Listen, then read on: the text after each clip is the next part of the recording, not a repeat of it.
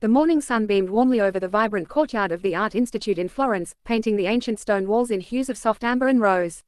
For Maya, a 22-year-old student specializing in digital illustration, this semester abroad was the adventure of a lifetime. After months of studying late into the night and balancing her university assignments back home, she had finally earned a coveted spot in the summer residence program. Maya stepped onto the balcony of her apartment, breathing in the smell of fresh espresso and freshly baked pastries drifting from the bakery down the street. In her hands, she held her sketchpad, a faithful companion that was slowly filling up with drawings of winding cobblestone alleys, bustling open-air markets, and smiling local artisans. Today was a special occasion. The Institute was hosting its annual summer exhibition, an event where students displayed their artwork to local gallery owners, art enthusiasts, and visitors from around the world. The atmosphere across the campus was electric with anticipation and joy. Everywhere Maya looked, fellow students were laughing, hanging canvases, and adjusting lighting with enthusiastic energy. Maya's main project for the exhibition was a large digital piece titled The Heart of the City. It was an ambitious composition that blended traditional Italian watercolor techniques with modern digital painting. The artwork depicted a lively square filled with street musicians, children chasing bubbles, and vendors selling bright sunflowers, a celebration of everyday happiness and human connection. Around noon, Maya met her close friends, Marco and Sofia, in the Institute's central garden. Marco, a sculptor with a quick wit and a contagious laugh, was busy polishing a marble statue of a dancing figure. Sofia, an expert in textile design, was arranging intricate, hand-dyed silk scarves that shimmered under the Mediterranean sun. "Are you ready for tonight, Maya?" Marco asked, wiping a dusty hand on his apron and offering a warm smile. "The judges are already arriving, and the gallery looks incredible." "I think so," Maya said, her heart fluttering with excitement rather than nerves. "I just want people to feel the same warmth and joy I felt while creating it."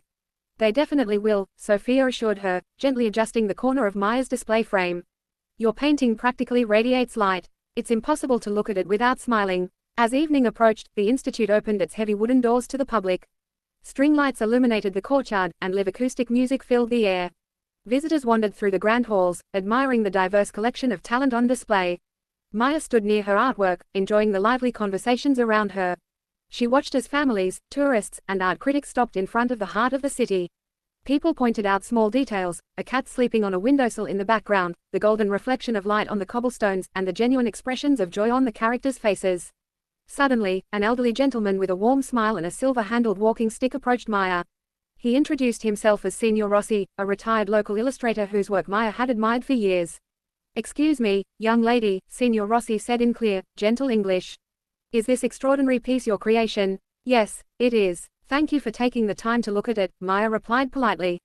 Signor Rossi gazed at the canvas for a long moment, his eyes twinkling. "You haven't just captured the scenery of Florence," he said thoughtfully. "You have captured its spirit. Art should remind us of the beauty present in ordinary moments, and your work does exactly that. It brings genuine happiness to the viewer." He reached into his jacket pocket and handed Maya a small, beautifully wrapped package tied with a green ribbon. "I give this to one graduating artist each year whose work truly moves me," he explained with a nod. When Maya carefully untied the ribbon and opened the box, she found a vintage brass palette knife engraved with the words, "To create is to share joy." Tears of happiness welled up in Maya's eyes as she thanked Signor Rossi. As the evening came to a close and the guests began to leave, Maya stood in the middle of the glowing courtyard surrounded by her friends. Looking up at the starry sky, she realized that this wasn't just the end of a successful exhibition, it was the bright, triumphant beginning of her creative journey.